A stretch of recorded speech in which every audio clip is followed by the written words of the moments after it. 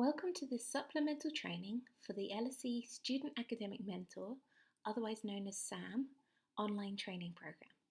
This very short video will give you some advice on how to mentor effectively from a distance. Ideally, you'll be able to do most of your mentoring in person, but at times it may be helpful to arrange some mentoring meetings online. Perhaps you have a mentee who is feeling too unwell to come to campus, or you are struggling to find a time you're both free, or your mentee will not be arriving on campus for a few weeks yet, but is keen to have a chat with you. Mentoring online can be a useful tool for those reasons and many other reasons too. It may be used to contact your mentee over breaks, such as reading week when one of you may not be able to be in London, or it may be used when in-person meetings are a challenge to arrange. Let's look at ways to hold an online meeting. Okay, so it's not the easiest thing when you aren't able to meet your mentees face to face. But luckily, the LSE has two potential resources you can use to have an online meeting. LSE has two options of programs you can use to hold online meetings. Firstly, Zoom. Follow these instructions on screen to download and run Zoom using your LSE account. Please use this rather than your own Zoom account. It is more secure and means you will not be restricted in terms of length of the sessions, etc. There is also some really simple to follow advice created by the LSE Research Lab, which we've linked to here.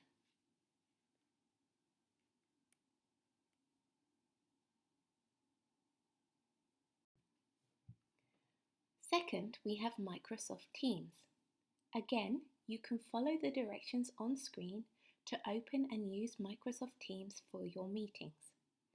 There is an online guide which we've linked to here if you are stuck. Teams is slightly more secure than Zoom, so you may prefer Teams, but a lot of students will have probably used Zoom as well, so do check in with your mentees first and ask them what they would prefer. You could also potentially use Skype or Google Hangouts. However, we are not able to supply guidance for these as they are not supported by university accounts.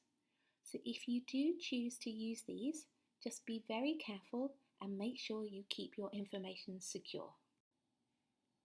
Here are some top tips for successful video calls. Find a quiet place to talk where you won't be interrupted.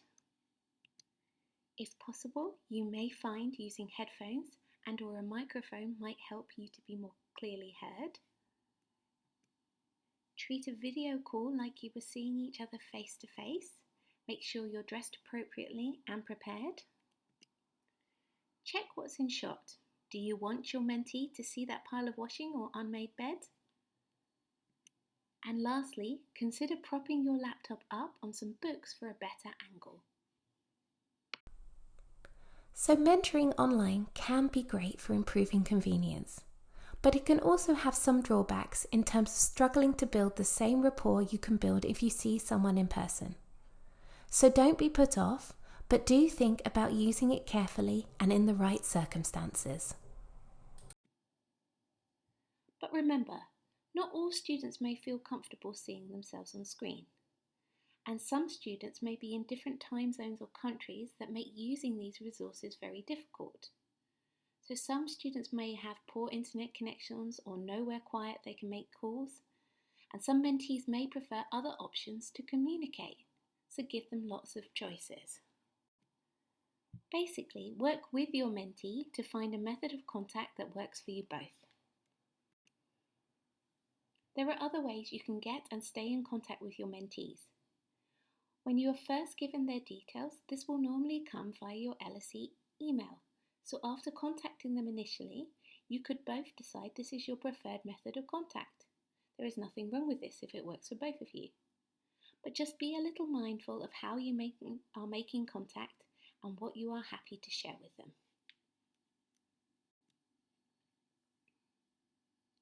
Here is a quick recap of the boundaries we talked about in part 2 of the main training. So set early with what your boundaries are with mentees, By this we mean not only preferred ways to contact, but also times of day, e.g. I'll get back to all messages or emails once a week, or on Wednesday afternoon, or I'll reply Tuesdays and Thursdays, or I won't check my WhatsApp after 10 p.m. local time. Whatever is best for you. Inform mentees in advance if you need to make changes to any agreed boundaries. This just helps you all stay on the same page. Be clear how and when to contact you outside of an agreed meeting and keep to this. If you share your phone number with your mentee, remember they could message you at any time. And when using social media, just think carefully about keeping mentoring separate or what you are happy with your mentees seeing.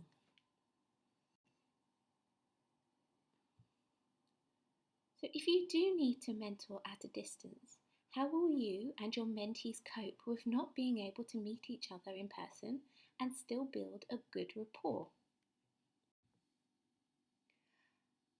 So let's look at how you can build a good online rapport with your mentee. Even if you can't talk face to face, much of the advice in part 4 and 5 of the main training still applies. So do refer back to those slides if you need to. The main things to consider when building an online rapport are approachability, being caring, displaying a positive attitude, and respect. We'll now look at each of these one by one. So, approachability. Help your mentees feel comfortable coming to you. Let them know clearly how and when they can approach you. Pass on any instructions they may need for online resources. Don't just assume they already know how to use these. And be honest about any aspects of this situation that you find difficult as well. Be caring. Show your mentees you care even though you can't see them face to face. Check in with them regularly by your agreed method of communication. If you find something helpful, pass it on, especially if it's something you found with working online. And consider sending a top tip each week just to help keep communication going. A positive attitude. If you do manage a video chat, a sense of humour and a smile go a long way. They will help your mentee warm up and feel more comfortable. While this is a difficult time for everyone, try to make sure you have your mentee catch-ups when you feel positive. If you're having a bad day, let your mentee know you'll need to postpone and schedule a new time. And lastly, respect. Be respectful of each other and your respective boundaries. Respect that some students may prefer not to be on video. Don't force a method of communication on your mentees. Find out what communication method they would prefer and work together to make it work. Lastly, if you do need some more support or are finding working with your mentees challenging, don't forget there is more advice and guidance on the Moodle page. While it's very unlikely you'll have problems, don't just suffer in silence. Let your department know or email LSE Life at this address as soon as possible and we can help. Okay, so that's the end of the supplemental training. Don't forget there is more advice and support on the Moodle page.